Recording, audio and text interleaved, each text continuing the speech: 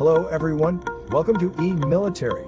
The Russian invasion of Ukraine entered its fifth day, and the fighting has intensified across the country. As for the latest developments, the Ukrainian forces reportedly have destroyed dozens of Russian tanks with their Bayraktar TB2 drone.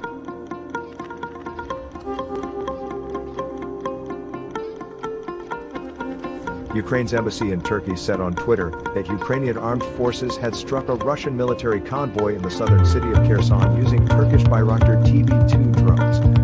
Accompanying the post was a video, reportedly showing the aftermath of the strike, in which dozens of Russian tanks and military support vehicles looked totally ruined.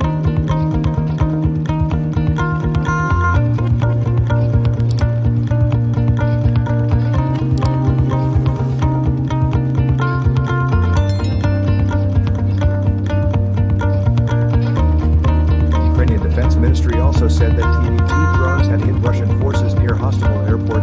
There have been no comments from Russia in response to Ukraine's statements.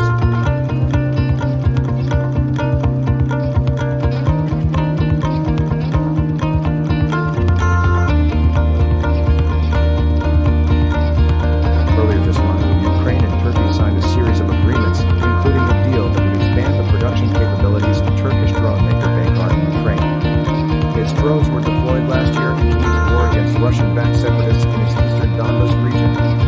The defense industry and aviation are the main driving force for our strategic partnership, Ukrainian President Volodymyr Zelensky told reporters at the time. Bayraktar will expand its production of unmanned aerial vehicles in Ukraine, and Ukraine will strengthen its defense capabilities with these new technologies and jobs. Following the signing of the deal, Turkish President Recep Tayyip Erdogan, who has a close but sometimes fraught relationship with Russian President Vladimir Putin, reiterated angry support for the territorial integrity of Ukraine. Today, the Turkish president's support came into forces.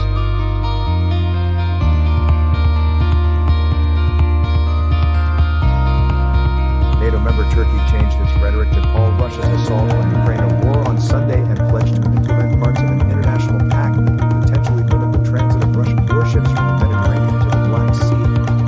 Kyiv had appealed to Ankara to block any more Russian ships from entering the Black Sea, from which Moscow launched an incursion on Ukraine's southern coast.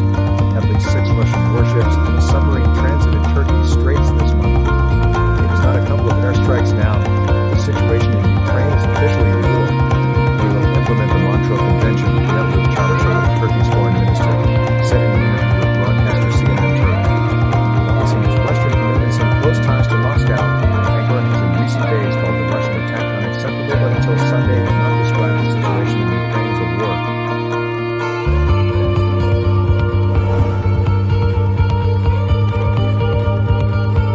Meanwhile, the European Union has asked its satellite center in Madrid to provide intelligence to Ukraine about Russian troop movements, and EU countries are determined to further increase their bilateral military support to Kyiv, head EU diplomat Josep Borrell has said.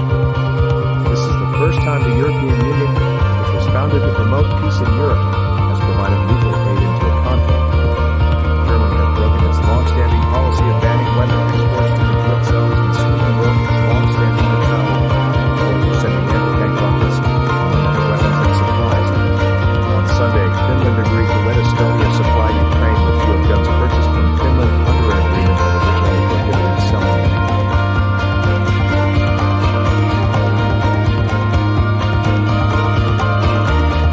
According to ABC News, at least one Western country is studying a request from Ukraine to provide fighter jets, a European official said. She spoke on condition of anonymity to discuss information not yet public.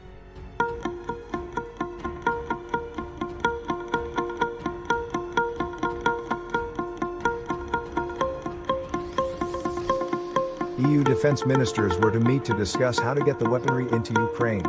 A trainload of Czech equipment arrived on Sunday and another was en route on Monday, but blocking such shipments will clearly be a key Russian priority.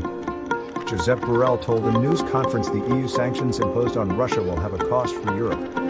But we have to be ready to pay the price, or we will have to pay a much higher price in the future, Borrell said. Relations with Russia will no longer be determined by trade, he said. He added that Europe must move as quickly as possible to reduce its reliance on Russian oil and gas. Russia is the world's largest exporter of natural gas, and it satisfies about a third of Europe's consumption. Russia is also a major producer of petroleum products.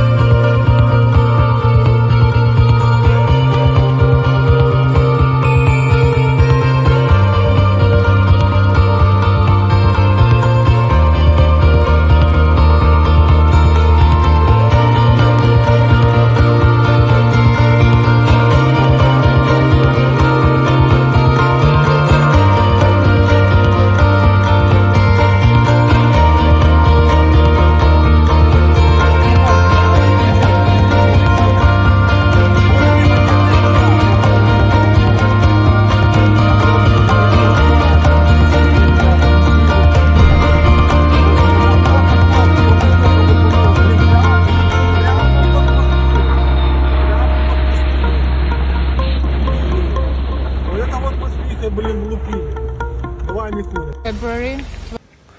Ну вот, на данный момент где-то примерно в километре от нас, сзади нашего дома, взорвали эпицентр. Вот какой валит дым.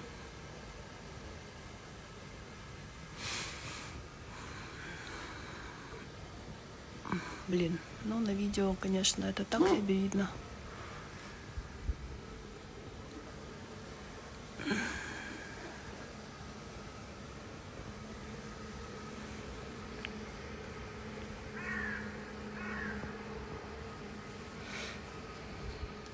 Эпицентр — это большой магазин.